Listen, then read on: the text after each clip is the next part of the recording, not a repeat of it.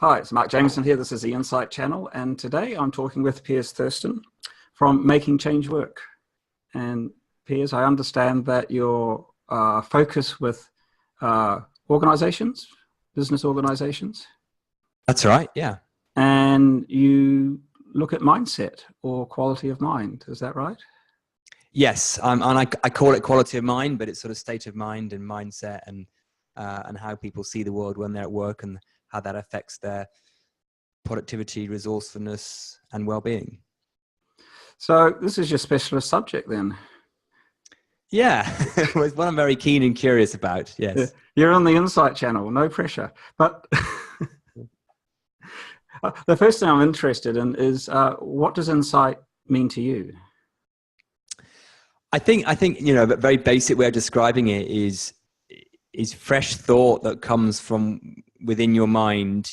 So when you see something differently, fresh perspective, a new way of seeing something that comes with a degree of kind of obviousness and clarity to it. And there's different sort of levels of those we can have, I guess. But I think the thing that's common about them is that they have a freshness to them, a clarity to them, an obviousness to them, and they're relevant to what's in front of you often. So this insight, what's different about it?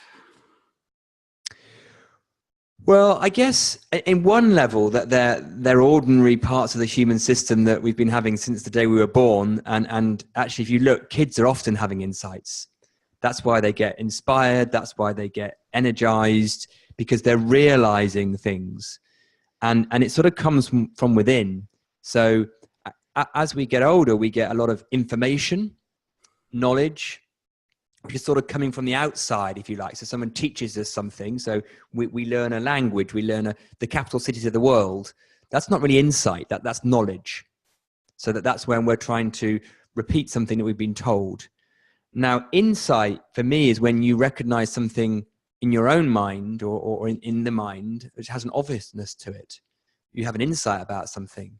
And that is far more powerful than knowledge or information will ever be. I mean, I'll give you an example. If you try to teach a little kiddie to cycle, get on their first bicycle, you could explain sort of gravity and balance, but that will mean nothing to them, even if they could understand it, until they've experienced it and had their own insight that actually, if the bike's in momentum, if it moves, I stay up. So it's when it occurs to yourself in a realized way. That's what insight is. It's realized behind the eye with the obviousness and the clarity, which is very different to knowledge or information and that kind of thing. That's a great example. It took me back to when I was learning to ride a bike. Yeah. Yeah. You say you never forget, but it brought me back to that feeling where, theoretically you're supposed to launch yourself on this bike. Yeah. Well, but you just can't work out how this would actually work. And that's right. And even if someone tells you, until you've experienced it, you won't see it. But when you've seen it, you've seen it, And even if you explain to me now how a bike stays up, which would probably be with great difficulty because I don't really understand, but then I remember that experience of, but I'm riding along and I'm not falling over. And so, well, yeah, but also it's interesting. This is the thing about insight. A lot of people think that insight is found in knowledge because it might look like that, but actually you don't need to know about things to have insights about them. So I think there's a bit of a misnomer out there that to get insight, you need lots of external stimulus. But you can have insight sort of, locked in a dark room. They sometimes would correlate and coincide with external stimulus, but actually they can come from let's call it nowhere. It's not really nowhere. It's a sort of it's part of our spiritual makeup that we have insight. So but that's so that the freshness is and the realization is coming not necessarily from the information around you. Is it felt anywhere in particular? Well, I think there's, if people describe the sensation of an insight, there's often a kind of a shift in sensation. So there might be a or a oh, you know, so that there's like a little a shift in the felt sensation. Not always, but often. And you'll see someone kind of sort of slow down slightly as it sort of occurs to them. You know, that the phrase "the penny drops." But they can have a little bit of a feeling to them, and it's quite interesting. So sometimes you can have insights without actually having any narrative. So something can feel different without actually you knowing what it's about. Which that got me the first few times that I realized that, you know, which was because I always thought an insight came with like a cognitive narrative. I could go, oh, I've had an insight and here it is. I could tell someone, you know, it's like, here it is, there's my insight. But actually you recognize that actually we're having insights sometimes without even knowing it, but something kind of shifted for us. Something's clicked into place for us. And that's great as well. So then we don't search for them so much in this sort of outside. So I'm going to ask you what appears a very simple question, but it's come up and it fascinates me because some of the discussions we've had, people are saying, what use is insight in the business world? You know, like, this is all really nice and these are good experiences. And as you described, that feeling of understanding or knowing is a great feeling. And it's like, yeah, but how can I use it? You know, I've got deadlines to meet and ROI targets and quarterly reporting, and this is nice, but it's got to be useful. Well, I would say it's the number one thing you've got in your armory in the business world, particularly in the modern business world with the complexity, ambiguity, 24/7 pace that's going on. So so ask yourself this: if you're a business person, do you value clarity? Do you value inspiration? Do you value resilience? Do you value confidence? Do you value seeing the wood for the trees? Do you value innovation and creativity? Do you value getting on with your colleagues or your customers or your suppliers or your stakeholders? If you value any of that, then you value insight. I mean, whether you're aware of it or not, that's actually been what's been, insight has actually been what's been getting you through. So, you know, and we can tell this, it's very simple. So everyone in the business world would have had times when they feel uncertain, procrastinating, not quite sure what to do, maybe lacking a bit of mojo, can't see the wood for the trees, feeling overwhelmed. And then let's say that 24 hours later or even 24 minutes later, actually they go, oh yeah, I think I know what to do. And the email they couldn't answer or the conversation they couldn't have, they know how to have it. And that's insight. Now, they can be very ordinary in that, you know, you can't remember someone's name, then you remember it. Or they can be quite profound and you have insight about the direction of your business, if you like. You know, actually, we need to have a new strategy. We need to pivot. We need to change. So I think in the business world, there's an over-reliance on information and not enough on insight. And when we don't have insight, which is clarity and perspective, we surround ourselves in information thinking that will bring the clarity. Actually, it tends to cloud the issue. So if modern business is about getting sort of more from less, cutting through complexity to clarity, being differentiated, having meaningful connections with your consumers, your customers, getting the best out of your staff, you know, them allowing to feel aligned and clear and purposeful, particularly with millennials, then insight actually is your biggest friend. So it's just we have a misunderstanding of the value of it.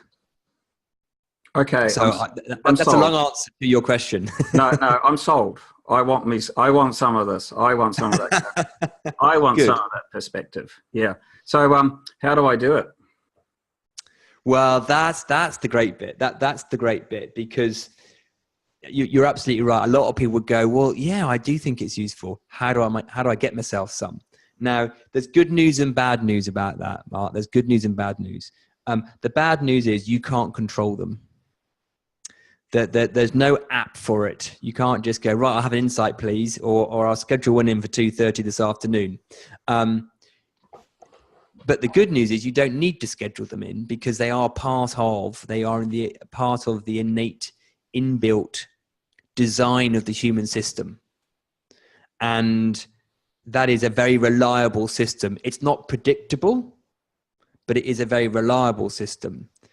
And once we understand how it works, we can run less psychological interference that gets in the way of insight. So one of the reasons kids are so, prone to insight is that they don't have such a strong conceptual mind that is sort of blocking the flow of insight, if you like. So they rely less on their sort of conceptual knowledge conditioning. And they're more in flow, that they're less burdened by their intellectual mind, and that allows them to have more insight. Now, as we get older, particularly as we get into the business world, particularly as we get to think we need to be experts, know stuff, smart, not be vulnerable and open when we don't know, we actually innocently block insight. So, I mean, I think the technical answer to your question, I would say, is that once someone in any moment has a recognition that their mind is the creation of their reality, they're more fertile to insight. Now, what that means in kind of practical day-to-day terms is that when we get out of our head, when we get out of our thinking we know, when we get out of kind of trying to evaluate and work it out, we are more prone and fertile to insight. Which is why some people will do things to try and get it, like go for a run, do some yoga, have some green tea, throw a tennis ball against the wall, because they would see, oh, when I do this, I have more insight. Now, have a shower. Apparently having a shower. Have a shower, exactly. Shave in the morning, whatever it is. Now, those things are correlating with the insight, not causing. Absolutely key that. We don't need those things to happen. And you know that, because otherwise they'd be 100% consistent. Every time you went for a run, you'd have like 4 insights, and they don't. Sometimes you go for a jog and you get none. Sometimes you'll get 10. So those things are correlating with insight, the fertility of insight, not causing. The only cause of insight is thought dropping and new thought arising. And that happens as we allow the natural ebb and flow of thought and the aperture of the mind to widen. So that's I don't know if that's a helpful answer, but it's kind of the best one I've got in this moment. But you bring back memories, Piers. You bring back memories. I'm going to talk about 3 principles because I'm pretty open in the book about it as well. And I remember hearing this, and it sort of made sense, but it didn't. Does that make sense to you? Like, okay, but is it worth investigating the 3 principles, or is that? Yeah, I mean, did that help? Well, I think an element of them would. I mean, for those people that haven't heard of them, when you hear, oh, there's 3 principles, you're thinking, brilliant, excellent. I could do with 3 principles to help me get insight, right? Sadly, that's not what we mean when we say 3 principles. So we're going to disappoint people, because they're thinking, oh, there's going to be 3 like tools or techniques. But what we are pointing to is an understanding that was called the 3 principles. I mean, do you want me to give a little overview as I see it? Would that be helpful? Yeah. So a guy called Sydney Banks in the 70s had a big realization, a big set of insights, if you like, about what to do with his business, but about the human system, about spirituality, about the whole universe. And in order to make that for people to understand, he called it the 3 principles, and he called them mind, thought, and consciousness. And just for a moment, forget what you think those words mean in your common understanding of those words. But what he's describing is what he saw as the fundamental building blocks to any piece of human experience by anyone in any moment. So the principles here, when he's using the word principle, he's meaning a law of nature, or even before a law of nature, something that's 100% consistent, 100% universal, and 100% pre-existing, i.e. you don't need to know intellectually or knowledge of these principles to see the implications of them. And what he was pointing to fundamentally was that the way our reality is created inside our mind's eye in any moment is not from the world outside, not from the world of matter, the material world as it might look, and then that's sort of inputted in through the eyes and the ears and the senses, and then that's sort of computed in our brain. He was pointing that it actually works the other way around, in that any experience we have in our mind's eye and any feelings in our bodies and sensations is coming from what he called mind, which is basically, you know, something, an intelligent source of everything in the universe. And that is where our experience is coming from. And thought is what converts that sort of universal energy of everything into a psychological experience. So that's what, and that looks and feels really real. That's what consciousness does in the terms of the three principles. That formless energy that gets created into something in our system looks and feels very real. So what you end up with is a reality that looks and feels like it's coming from somewhere outside of you, like the person next to you or the tree you're looking at or your boss or your email or the traffic jam, but is actually only ever coming from the mind. But you won't always see that. Now, the interesting thing about the human condition is we have like an aperture of consciousness, and sometimes we will see that, right? So sometimes it looks like we are totally absorbed in our experience and we have no idea there's even an us that is involved, or that definitely that there isn't even a big universe behind us. We just look like we're in our experience. Sometimes that aperture is a little wider and we can kind of go, oh yeah, that, you know, that's me having that experience. And then sometimes the aperture can go even wider and we realize even the me is kind of made up, right? And that aperture, you know, aperture being a metaphor here, of course, it is always in ebb and flow. And we don't always catch on to that because it's very compelling what it's up to. And instead, we just think the world's doing it to us, or we're doing it to ourselves. Now, what happens let's go back to an insight. It's when that ebb and flow of that universal intelligent energy is coming through us and changing what's in our mind's eye, what's in our psychology, that you can call a realization or an insight. Now, that is something that might look like it's coming from the outside world, because that's how the system's designed, to make it look like that, so that we have a real feeling experience. But actually, once you explore that, you see that there's an infinite capacity to that, and it's coming from somewhere other than A, the outside world, or B, us. And I can see this being both a good thing and a bad thing. okay, you know, like I'm the first to admit that I live in my head, which is why I'm writing a book about not thinking. And the thought that they're my thoughts is both good and bad. But you're talking about something that's not mine. Yeah, absolutely. So it might feel like it comes through us and we're the conduit, but it certainly didn't. The origin wasn't us, because, and this is a little bit maybe out there, but even us is made of thought. So the mark, the peers, are part of the experience, not the experiencer. So it can't really be us that has the thought. It looks like it's us that has the thought. But even if you have a thought, oh, shall I have a cup of tea? Shall I have a cup of coffee? It would look like, well, I'm having the thought and I get to choose whether I have the tea or the coffee. But do we ever pause to think, where did that come from, that thought? Did you decide I'm going to have that thought now?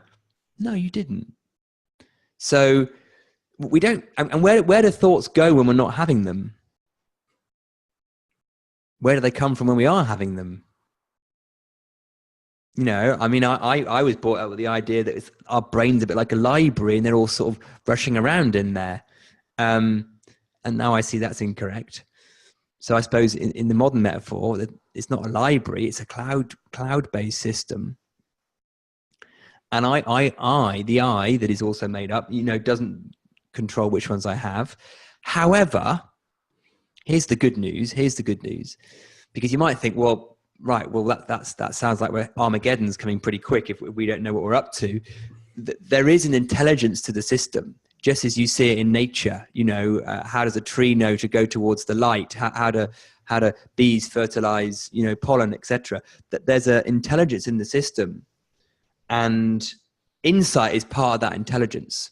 So insight, if you like, navigates us and helps us survive and thrive in whatever context we're in. So it's like in computing terms, it's like a really smart update. But it's like a firmware update as well as a software update. You know, it does both. It can either update the software or it can update the firmware, the operating system, because they can be very profound insights. Sometimes you have insights about the nature of the human mind, like Sydney Banks did, or you have insights about, actually, I'm going to take the 68 bus, not the 54 bus, you know, so that they can be very, very practical and minutiae, or they can be very profound. But they are part of the way the system updates itself and survives and thrives.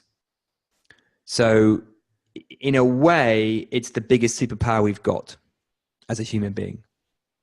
Yeah, I'm thinking, you know, as I write the book and interviewing people, how some sort of themes come out about insight. And one of the interesting things is the commonality of experience, that people are describing insight appearing to come from somewhere else.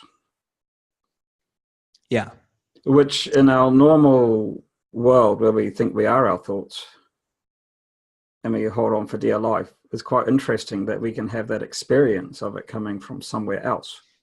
And not being that worried about it. It's like, oh, that was really nice.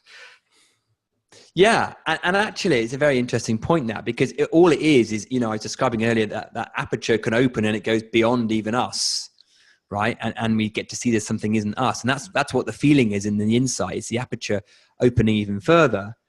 But the other nice thing about that is it kind of gives us a lot of hope, because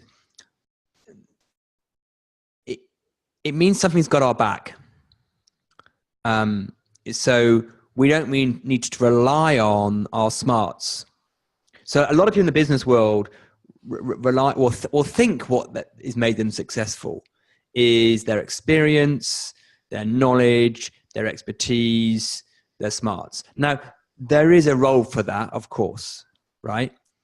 But that without insight is going to get outdated pretty quickly, and it won't also be self-expressed that well. So the insight is what really gives people the edge. And when someone is accessing more insight, that they sort of punch above their weight, and they don't over rev the conceptual mind system trying to find an answer, because they know there's something else to rely on. Yeah, so let's talk about this conceptual mind system. Okay. Because it's something that I come up against. There seems to be something happening with this conceptual mind system that seems to take everything over, as opposed to this more creative, innovative, connected sort of space. It's like a closing down rather than an opening out. Yeah. But it's pervasive, really pervasive. Yeah. What's that about? Well, I mean, you know, so if we go back, you know, to tiny babies, they don't have a conceptual mind really that's playing. They don't even know they exist. There's definitely no self. They definitely don't know right, wrong, big, small, you know, left wing, right wing, you know, Republican, Democrat. They don't know any of that, right?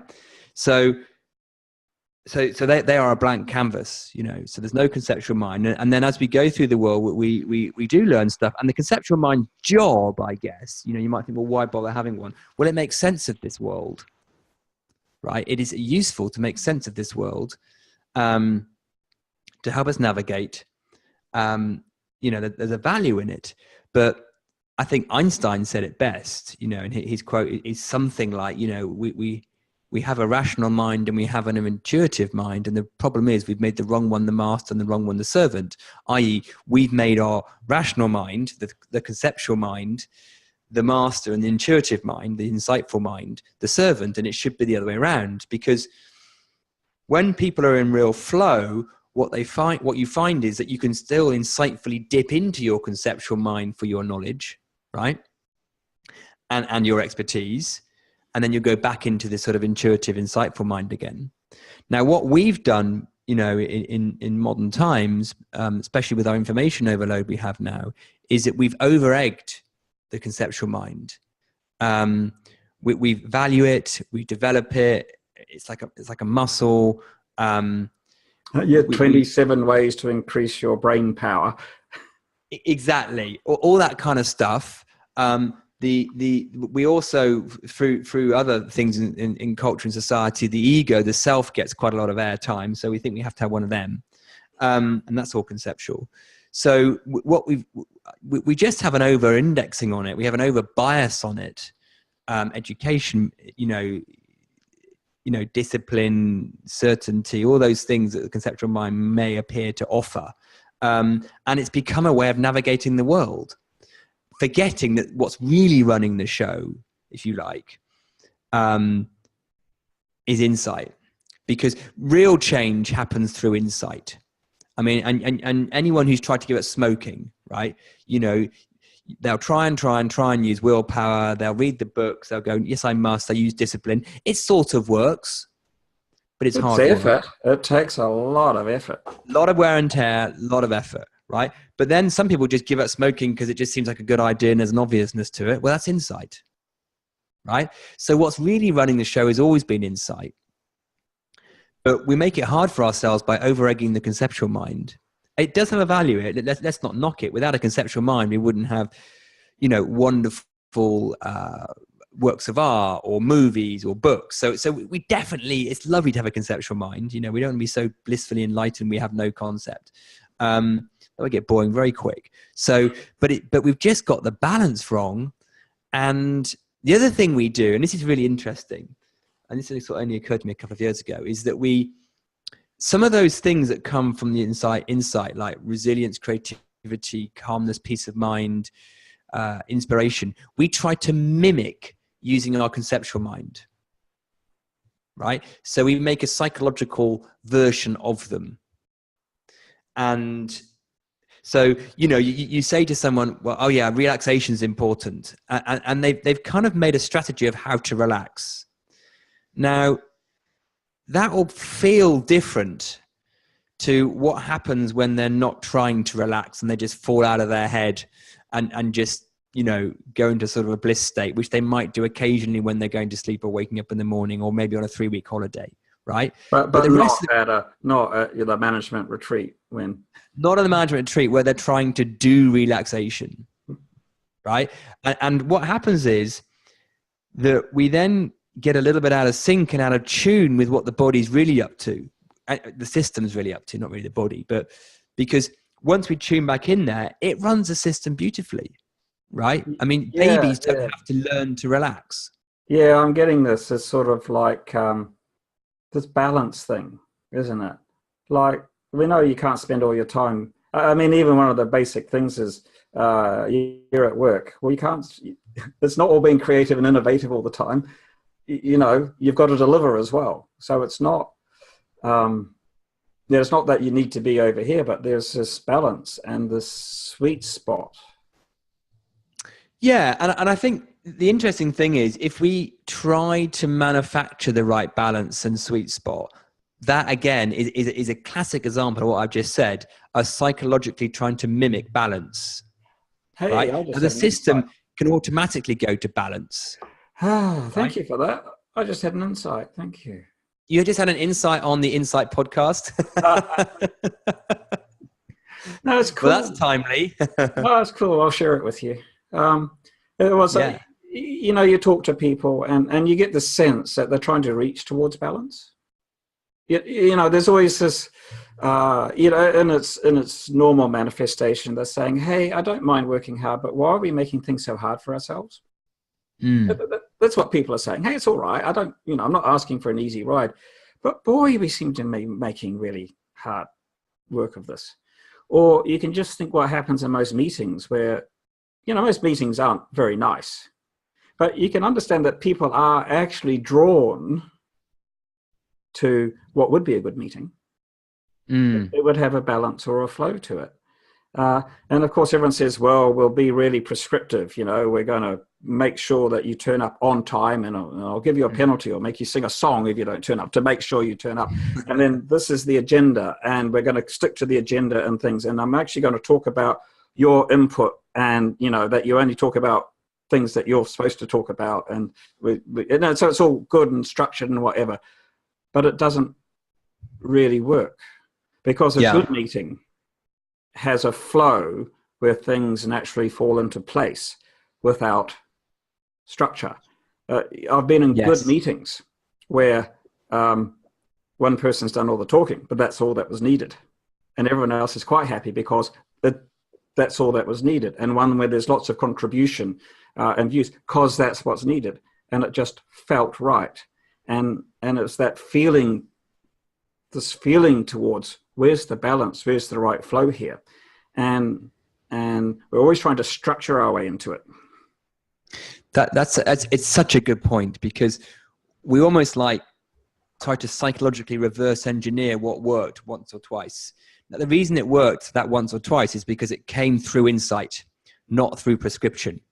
So it would be like having a really, really romantic conversation or dinner with your other half, and then going, right, okay, I better do the same restaurant, the same meal, wear the same shirt, say the same things, and then we're going to get that romantic connection again. It doesn't work. So people, you're right. Balance comes from the system in what is needed in that moment for that occasion. If we try and prescribe that for a facilitated, structured system, right, we won't always get there. So it's a good spot. It's a great example, actually. Yeah, you got me on fire now because you're leading me to NLP. I know this is a bit of a leap. But I'm fascinated because it's pervasive and it has its uses. But a lot of people who are talking about insight and innovation and creativity were ex-NLP people. Yeah, well, I am. I was a 10-year NLPer. Yeah. So, I never got involved in it. That's by the by. But it's curious because it seems powerful. Well, it is, and the way I look at it now is, so what NLP is often about is about modeling, seeing what works in a system and then modeling it through application of tool or technique, and that's great if you've got insight on your side.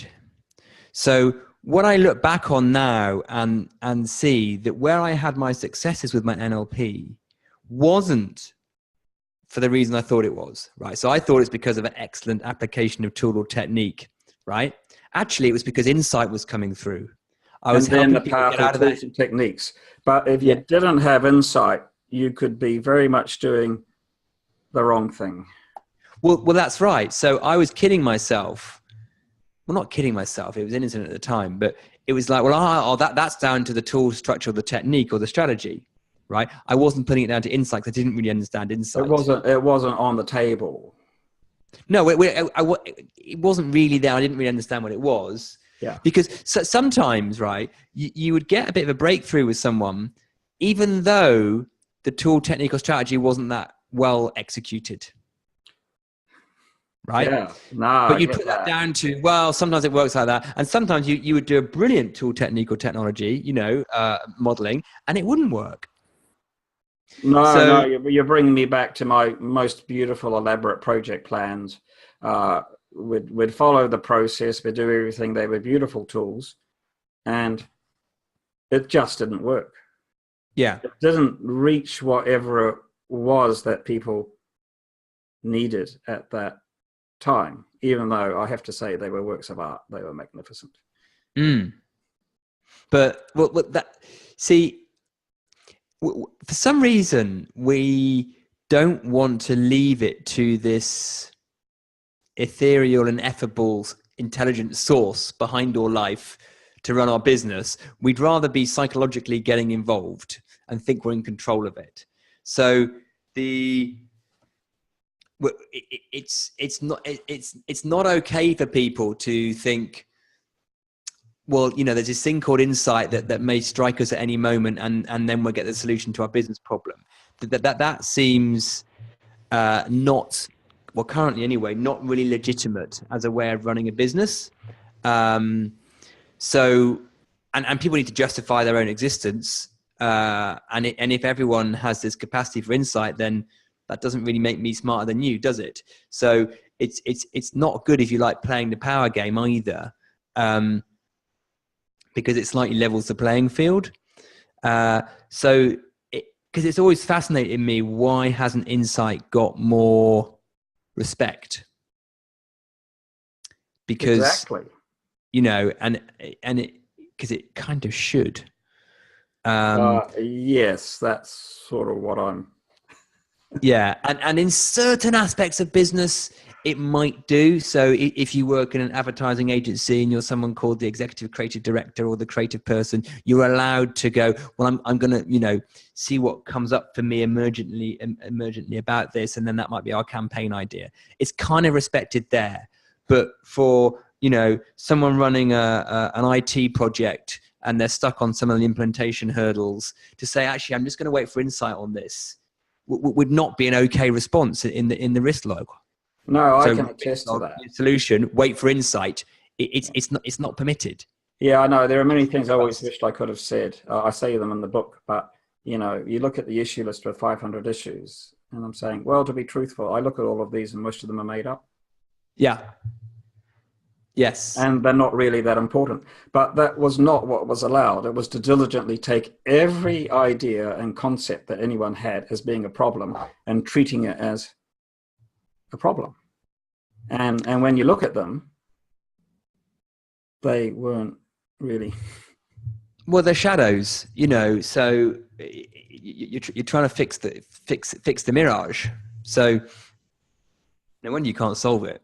So well, we put in a lot of effort, but chasing shadows. Now, there are some things that are important, and I think this is the challenge as well, of being able to work out, and this is the challenge for anybody in business, because there's a lot going on, of working out what's important and what isn't. And there's an awful lot that is not important. And how do you work out which? Well, to me, that's very simple. I'm not saying it's easy, but it's really simple. It's clarity, right? So, what people in business are doing, particularly business leaders, particularly in this modern business era, is synthesis of information. There's so much information out there, sources of information, that we need, so we don't get overwhelmed and analysis paralysis. We need to have clarity. Yeah, so this conceptual mind, you give all of this to the conceptual mind. That makes it really complicated, doesn't it? It tries to put it all there. Like, this is my issue list. I need to solve them all. Whereas the insight or the clarity says, well, you know what? Well, it dances with the conceptual mind. So they get on if you let them.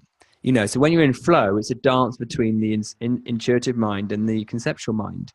And the conceptual mind is evaluating and analyzing the information, and then sort of this is it's not exactly how it works, but I guess you could illustrate it like this. And the insight mind is synthesizing it, and getting to the cutting through the noise to the pure signal of what the essence of the issue is, or whatever.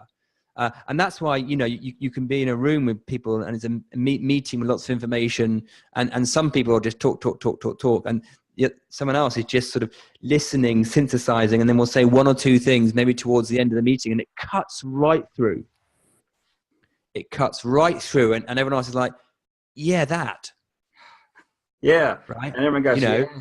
Oh. And everyone goes, yeah, that's what I've been trying to say, you know. But and they say, oh, you're a genius. Yeah, and all they've been doing is listening, but not listening to try and fix it. They've just been listening and kind of synthesizing information using the right balance of conceptual mind and insight mind, which we can't control that balance. We just have to get out of the way and let the system sort it out. So, but if we try and take it all on our shoulders, you know, it's hard work and less effective. Yeah, I agree. And, you know, one of the things that attracts me to this is that, things that work, they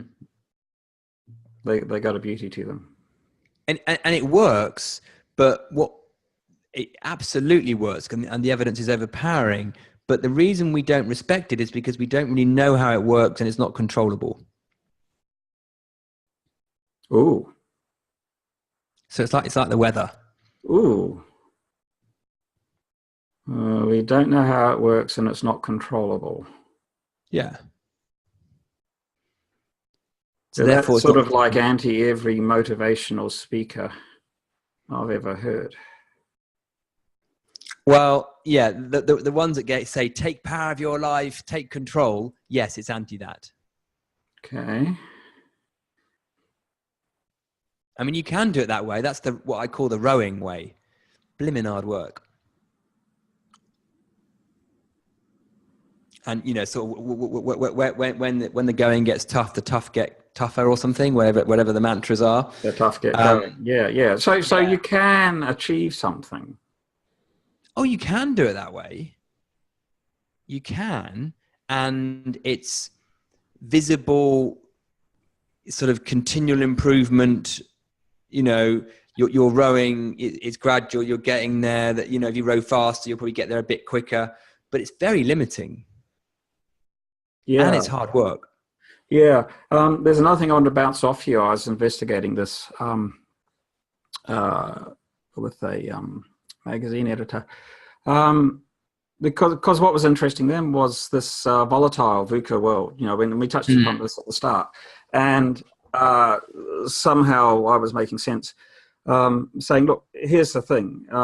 We've got all this information that that's coming in. You know, our business is more challenged because things are moving quickly.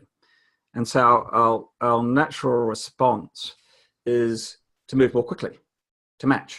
Yeah, more frantic, more frantic. But then I thought, what is the source of that disruption? Yeah. Is it because everyone else is working harder and faster? Or is it because innovation is coming at such a rate that people are actually getting the hang of innovation? So what you're fighting is not operational excellence or being able to do things very quickly, but completely new things that really shake you up. And, you know, it's back to this slow down to speed up thing. Right. And I think, you know, innovation is easier to do now. There's less barriers to entry for innovation. You know, we're in a totally connected world, technology and communication wise. So you see a lot more of innovation. So it looks like there's a lot more innovation going on, and there is, right?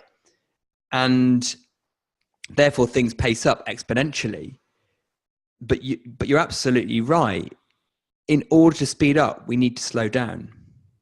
Because if let's take innovation, taking something to market, that requires clarity, judgment, creativity.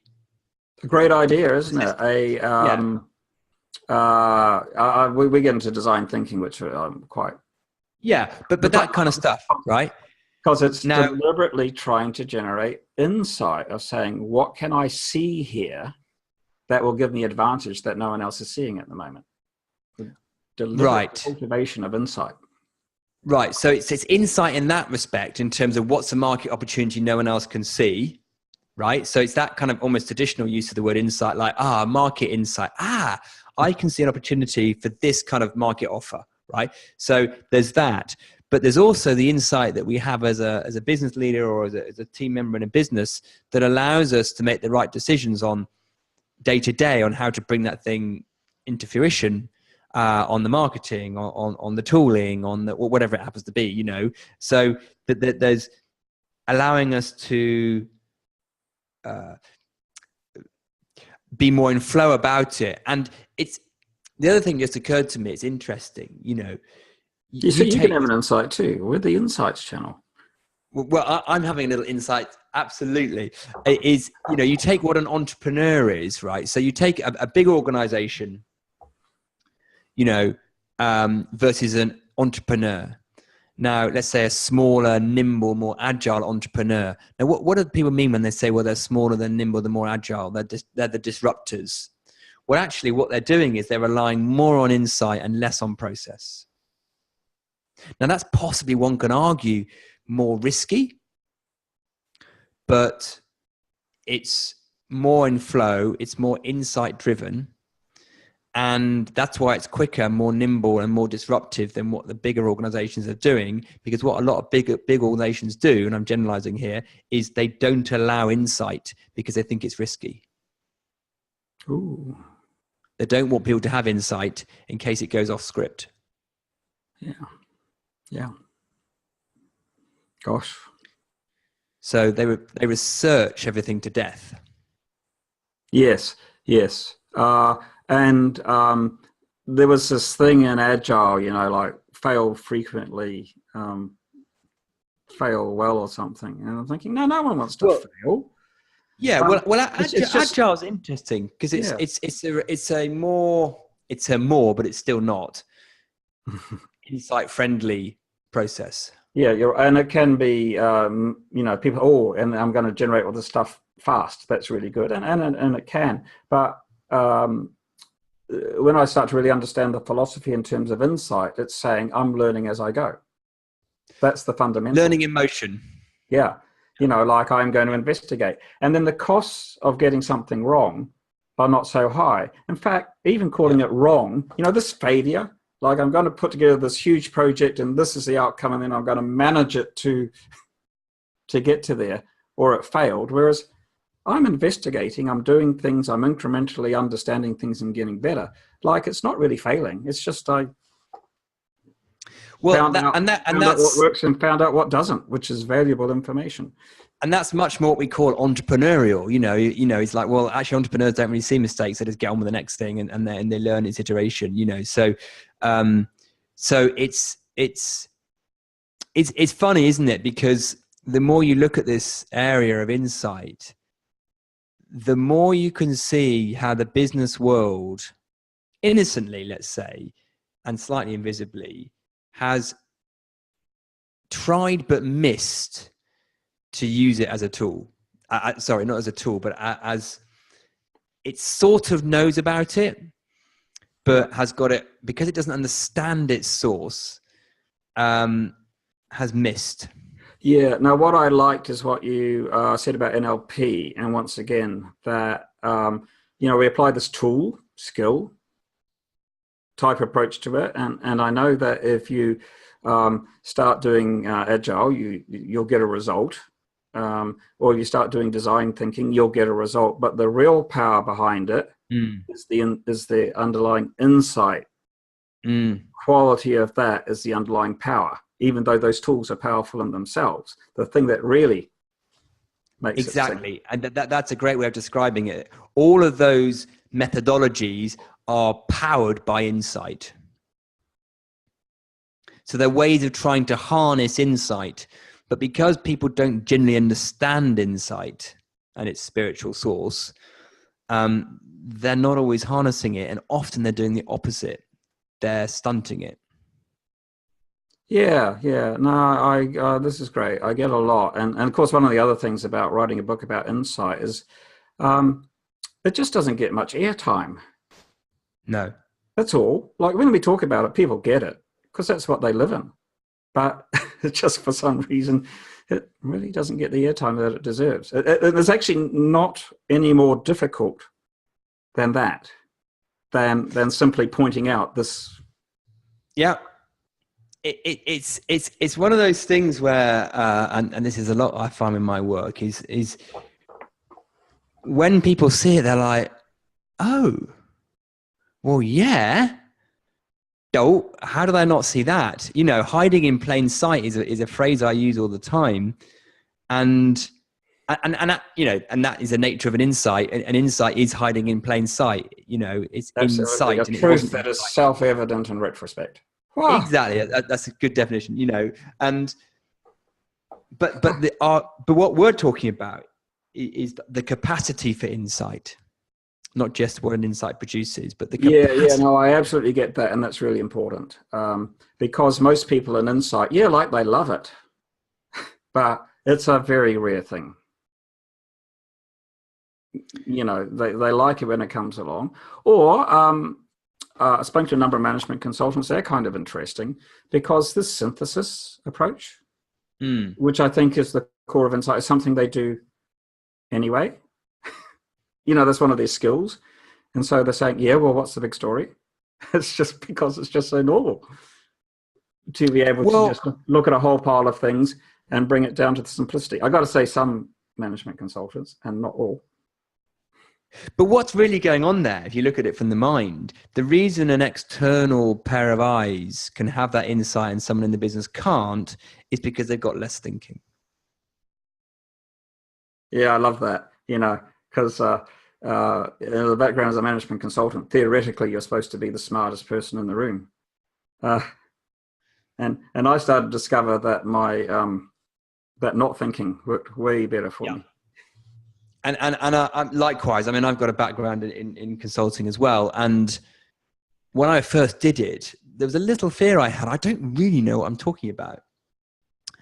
And you're giving away the secret of every. Yeah, right. I know. That we pretend we know what it's all about, but in reality, we're sitting there going, I don't know, but the answer will come. Yeah. And because I didn't try and work it out, it did. And I could see something that the people in the room couldn't. And as you say it, you just sort of say it because why not? It's not my business. And because you didn't have a lot on it, it tended to be fairly accurate or useful, should I say. And that's, you know, I guess what I used to do for a bit. Now what I'm doing isn't providing the insight content. I'm providing the understanding of the capacity for insight, which is much more exciting, right? Oh, it's way better, isn't it? You know, I've tried many things in my life, and one was working out the answer and then telling people. Yeah. Tried that for a while. Or even when I got excited about insight, thinking, hey, I had an insight, and then, hey, now let me, and no, it's not like that. You got to have it yourself. Just got to set the conditions. Yeah, exactly. So, you know, if we use the old, very used metaphor of, you know, do you give a man fish or teach them to fish, right? Actually, what we're saying is not doing either of those. We're just more showing people how water currents work and fish swim. So we're not even teaching them, we're not even going to give them some fish. We're not even going to teach them to fish. We're going to show them the nature of water and fish, and then they'll work it out. And that's their job, isn't it? That's fine. That's what we want to have happen. It's whatever. It's for them to find out what will work for them. Yeah, and because they're going to have a different synthesis to us, because they probably know their business better than an external person would. When they get that synthesis between the conceptual mind and the intuitive mind, it's going to be really powerful. Yeah, there was one definition I had of a good meeting, and that one's with both parties go in and there is a solution or an answer that none of them had coming into the meeting. You know, that wonderful exploration. And not being too tied to an outcome. And then if it really works, you come out with something better than any of you on your own could have come out with. That's that horrible word. That's not a horrible word, but the word synergy, which, which has been given bad press, but what synergy really is when you're seeing something insightfully, collectively seeing something insightfully, and it's come out of the room. Oh, how cool. So that's that shared experience. We love that one, don't we? Oh, it's interesting because there's sometimes when an idea comes out of the room and you know whose it was and they all just went around influencing everyone else to have that idea as a good idea. And then some other times you're in a room and an idea comes out of the room and no one really knows whose it was. A few egos might claim it, but really it came out of the room. Someone might have said a bit of it, someone said another bit of it, someone said this, and it got built and co-created in that room. And it feels like it's aligned and owned by the room rather than it's someone's idea that they've battered everyone else over the head with. Yes, right? It used all the intelligence in the room. Right. Oh. Insightfully, right? Through insight. Yeah. And that has a feel to it. You can feel that. And once a group or team has felt that they've touched that space, that brings non-linear shifts in their productivity or their understanding. And I guess a lot of what I do with teams now is help them see that that's the blueprint, right? Not to try and copy the form of that, but the space that they're in. Yeah, no, and this is what you were saying previously about us going back to structures and techniques and approaches, which may or may not work, but essentially it's people looking for a particular feeling. Yeah, an aperture. Let's call it an aperture of that mind that we talked about half an hour ago. Oh, this is even better. Yeah, so they're looking for a sort of openness that they're just... That they're having an awareness that is a capacity they have. You can't control it. As soon as you try and control it, it closes, right? That's the paradox, right? But you have an awareness that that's there. You sort of lean that direction without sort of, I'm going to go into my open aperture space now. And the room follows suit. And that's where the magic happens. That's the space where miracles happen. And I just know that we're always looking for it, whether we're aware of it or not. It's the secret sauce, right? The secret sauce. I'm not going to put that in the book title. Yeah. Well, maybe, I mean, synergy, I know it's overworked, but it actually did mean something. It was important. And I think it is a secret sauce, isn't it? Yeah, it is. And if businesses understood that more, respected it more, because I know they value it once they have it. Oh, they don't understand how it works. Oh, no, absolutely. I mean, one of the nice things about talking about this now as opposed to 10 years ago is that people are way more aware or open to this. Yeah. Well, that's a whole nother podcast, whether business people are open-minded or not. I mean, I think there's... I'll tell you my experience. One-on-one, yes. One-on-one, yes. You can have a very powerful and in-depth conversation. Once people start getting together, something else seems to happen. Yeah. Well, it's the opposite of synergy, right? So, and systems thinking looks at this, and I used to love systems thinking. I think there's some real value in the concept of systems thinking to revert to see what's behind it, because there's an exaggerated and exponential effect, negative effect of having cumulative low qualities of mind that form a greater low quality of mind than the individual, right? That's why big organizations... I get that. You need to meet the hero of my book. The hero of your book? He's got a hero? Yeah, he's a management consultant I worked with, and he was a really smart guy. And, everyone says if we all agree on the same thing, then that must be good. But low quality thinking all agreeing is not a good thing. But he was a smart, insightful guy. So somehow we managed to just find out what was the underlying truth. So everyone, a group of people all agreeing on something is not necessarily a good thing. Well, no, because it could be lowest common denominator, right? And people are living in assumptions of their separate realities. So they're putting lids left, right, and center on what they think the system is or has in it. And because they're not exploring that fresh, they're living in their limited separate realities. and that's why there's a cumulative negative effect. Yeah, that's really simple example. Someone I was talking to, he works for a big multinational. He works remotely. Lives in Queenstown, which is beautiful, so that's lovely. He's working for a big multinational. The downside is that his workday starts at 5 p.m. and goes to 10 p.m. as the rest of the world comes in. Yeah. And he was talking about the fact that there were meetings and meetings and meetings, and with all due respect, it's late at night, and so he doesn't want them to carry on or fill out his day. But the other thing he was saying is the really weird thing is I have 3 meetings one after another, and it's with the same people. 3 different project meetings with the same people covering basically the same thing. And he says, it's nuts, it's crazy. And I say, yeah, it is. So why does everyone keep on doing it? Because everyone there is sitting in that situation going, this isn't crazy. I was just talking to you on something else. And he was talking about how they started to make some efforts to sort of consolidate or something, but how difficult it was to do the most obvious thing. And I sort of remember that sort of, what was it that we were sort of, no one wanted to be stuck in this process or this idea. There was something sensible that could save everybody a lot of time. But there was this thing, and I felt it in many organizations, that it just wasn't done. Well, it's really interesting. I mean, we could talk about this all night, but because I think people confuse communication and collaboration.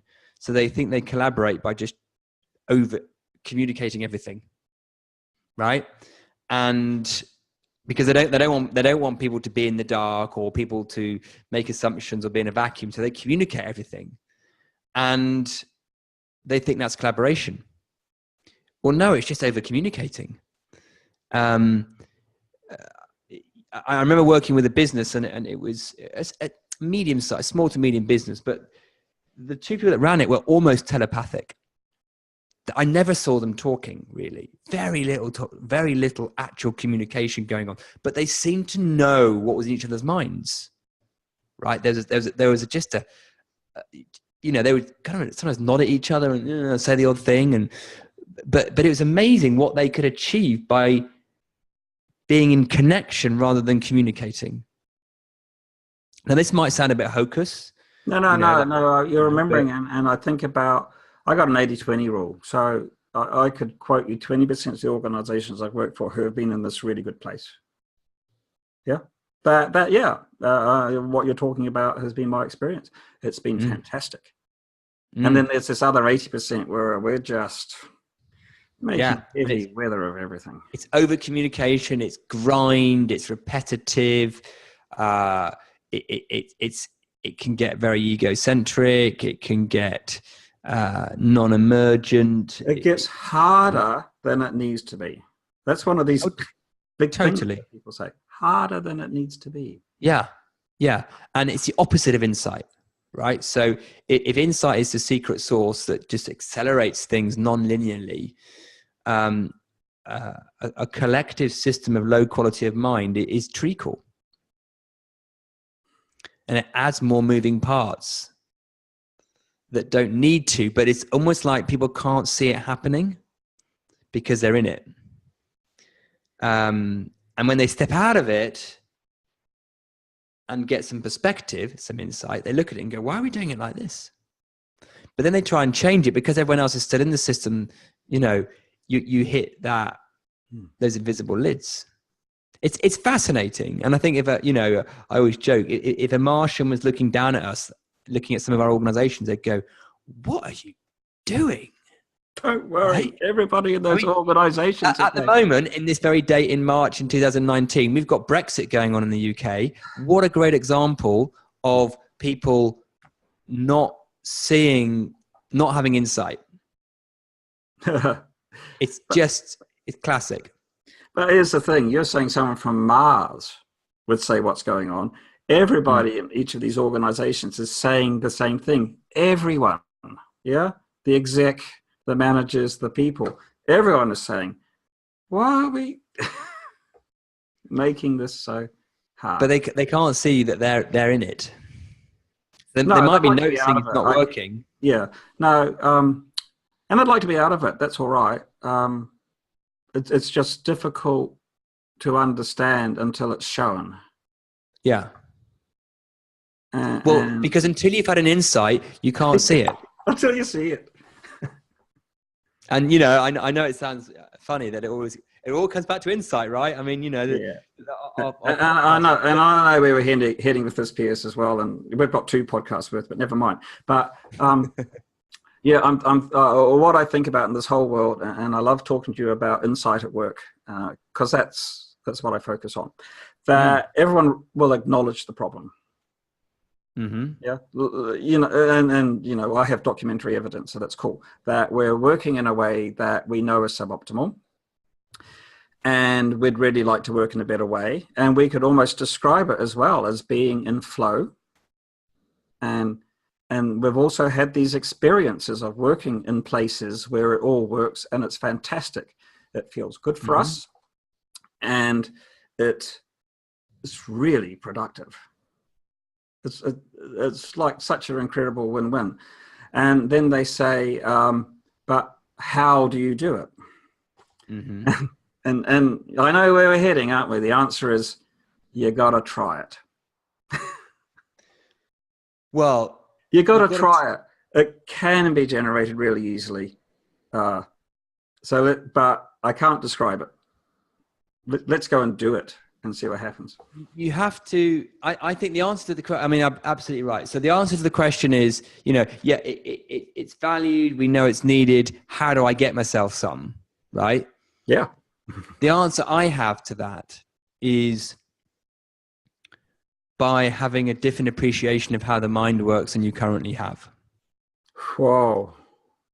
Because when people insightfully, here's that word again, have a realized understanding of the mind and the nature of insight, they are more fertile to insight. It's that simple. It's not easy necessarily because people have to see that. But once they do... I like that. It's not simple, but actually it's really easy if you take the punt and allow yourself to investigate this. Exactly. But you have to look in a place you probably haven't been looking, because you've been looking outside. Well, of course you have to, because what you've been doing doesn't work. So why do you think that doing more of that is going to work? You got to try something new. Right. And that's the direction. Doing it. That's the direction that you know, I mean, it took you 35 years to work that out. But I'm glad I did. And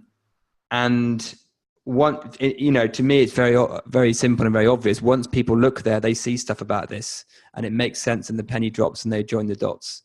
It's just not enough people are looking yet. But with podcasts like this and other stuff, you know, hopefully it might shine a little light on it and people will start to see what's been hidden in plain sight. Yeah, I'm absolutely with you. Hey, Piers, I've enjoyed this. Me too. It's always a good sign. Hey, and me too. When I post this, I'll put all the contact things, because you're based in London. That's right, yeah. And I'm in Auckland, so we've got the world covered. Yeah. Between us, we're there. No, it's been really fun, and I hope other people, you know, get something out of it like we have, Mark. And so carry on the good work. Looking forward to seeing what you produce. I think it's wonderful. Great, thanks. Thanks, bye.